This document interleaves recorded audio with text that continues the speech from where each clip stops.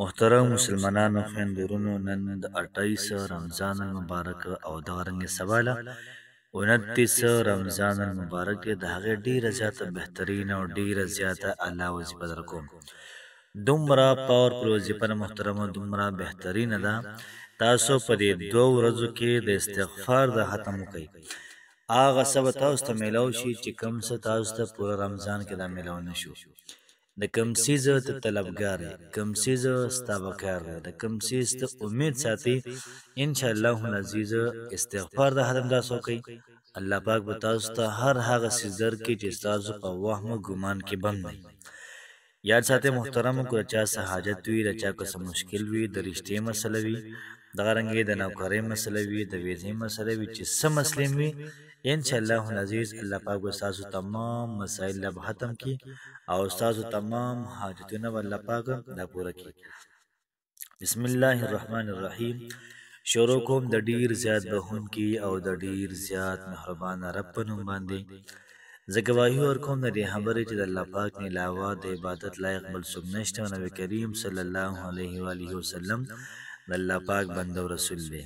نن چې محترمو زموږ کوم وظیفه ده، نو دا وظیفه د استغفار ختم دی. تاسو د رمضان المبارک په دې 2 ورځو کې، آخري 2 ورځو کې 28 او 29 تاسو پکې د استغفار د ختم وکئ. انشاءالله العزیز انشاءالله الله پاک به تاسو له دومره صدر کې چې تاسو ورته محترم دا حیران نشئ. خو لیکن د استغفار دا ختم دا محترم لازمي دی.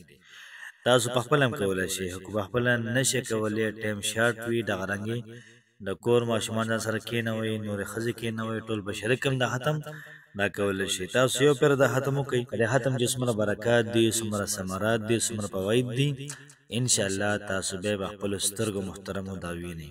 دومره پاورفل او دومره زبردست ختم دی. یاد ساتئ محترمو، نن 28 رمضان مبارک دی، یا د چا 29 دی. نو که د چا 28 وي هغه هم دا وظیفه کولی شي، که د چا 29 وي هغه هم دا وظیفه کولی شي. او د استغفار دومره فواید دي، قرآن مجید محترم د هغې نه ډک دی.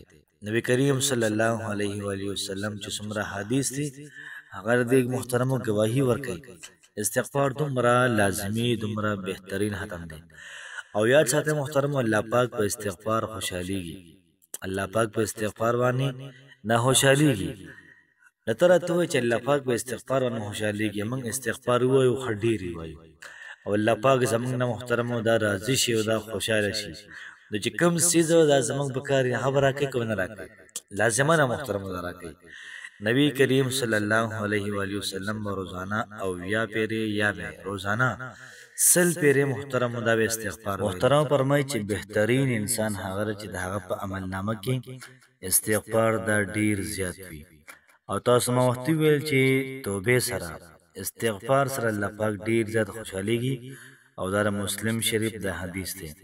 فرمایي چې توبه استغفار ویل الله پاک د محبت حاصلولو ذریعه ده. محترمه، یو سړی دا وایي چې زما تمام کارونه دا صحیح شي، دله پکار چې دا استغفار وایي. استغفار محترمو په هغې سره د انسان ګناهونه دا معاف کېږي، انسان الله پاک جنت ته ورداخلوي، او دغه رنګې جهنم نه ورته نجات دا ورکوي. محترم، څومره د انسان حاجات وي، تمام حاجات الله پاک پوره کوي انسان له. تمام مشکلات ختمې الله پاک انسان له، تمام ګناهونه په نیکو باندې بدلوي. دغه رنګه څومره د خیر کارونه دي، څومره خیر دی، الله پاک تمام خیر دا محترمو د انسان له ورکوي. یاد ساتئ محترمو چې استغفار دا ډیر زیات بهترین عمل دی. په دې سره الله پاک انسان ته رزق ورکوي. په سورۃ نوح کې دی الله پاک د استغفار په وجه باندې په خلکو باندې باران کوي. الله پاک د استغفار په وجه باندې خلکو باندې د مال او دولت باران کوي. استغفار په وجه باندې الله پاک انسان ژوند اخیسته کوي.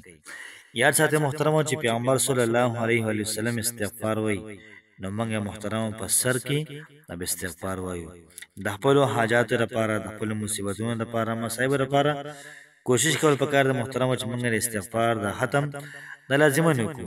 انشاءالله العزیز انشاءالله الله پاک به زمونږ استادو تمام مسلې دا به ختم کړي. بخاري شریف کې دی چې نبی کریم علیه الصلاۃ والسلام اویا پیرې استغفار کوي. مسلم شریف کې دی چې سل پیرې به نبی کریم صلی الله علیه و وسلم په یو ورځ کې دا به استغفار کوي. بیا محترمو د استغفار مختلف طریقې دي. څوک استغفر الله وای دام د ټولو نه بهترین وعده ده، او څوک وایي چې استغفر الله الذي لا اله الا هو الحي القيوم واتوب الیه دام صحیح ده، او څوک وایي چې استغفر الله ربي من كل ذنب واتوب الیه. چې کوم استغفار محترم تاسو ته اساني هغه استغفار شروع کړئ، او د استغفار رقم ختم دی داو که ان شاء الله العزیز الله پاک نه دعا ده الله پاک په تاسو بند کارونه دا روان کی رښتې نه کیږي. الله پاک به خپل ذکر رښتیا وکي. دغه رنګ محترم ګناګار الله پاک تاسو ته معافي وکي. دغه رنګ محترم چې څومره ساز او حاجت دی الله پاک په در کې دلا، څومره مشکلات دی الله پاک محترم دا ختم کی. ولیکن ترتیب او طریقه کار بداوي چې موږ وړم به صلات توبه موضوع کو. د صلات توبه موضوع مطلب دا چې موږ باید 2 رکعات موضوع کو نیت کوم نظر اخلاص 2 رکعات صلات توبه موضوع را کوم پر ذروه پر تر خدای ها سورۃ تعالی را محمد کعبه شریف کلور الله اکبر. مطلب بداوی لکه څنګه موږ صلات د حاجت مسکو د موږ مطلب بداوی چې الله پاک عزت ته دا موږ کوم چې اگر توبه ذکر او تلقین دي هغه موږ کوم د قسم نظر کته نه پل زکم هو صلات توبه موږ کوم ته توبه لپاره کوم چې تمه توبه قبول کړي دغه مونږ کو دغه نه بعد به تر استغفار د ختم وکا ان شاء الله العزیز. الله پاک با استاسو تمام مسائل ختم کی، تمام حاجات اب الله پاک سره پوره کی. ترتیب بدا سوي چې تاسو به 2 رکعات صلات توبه موضوع کوي منظم کو. بیا به هغه نه بعد سوال لسپری درود شریف وایي. سوال لسپری تاسو درود شریف ویلې بیا به هغه نه بعد 1 لاکھ او 25,000 پیری 1,25,000 پیری تاسو استغفر الله وای. استغفر الله استغفر الله استغفر الله دا وای. نو که आवाज نشي ویل ځان سره نو هلته کې نه وای په شریک باندې وای. ول استغفار ختم تاسو یو پیرو کوي ان شاء الله العزیز به تماشا کوي چې تاسو بند کارونه څنګه روانيږي. کوشش وکړئ وظیفه په خپل مو کوي مرګرو سره هم شیر کړئ. الله پاک هم خوشاله آباد ساته. السلام علیکم ورحمت الله وبرکاته.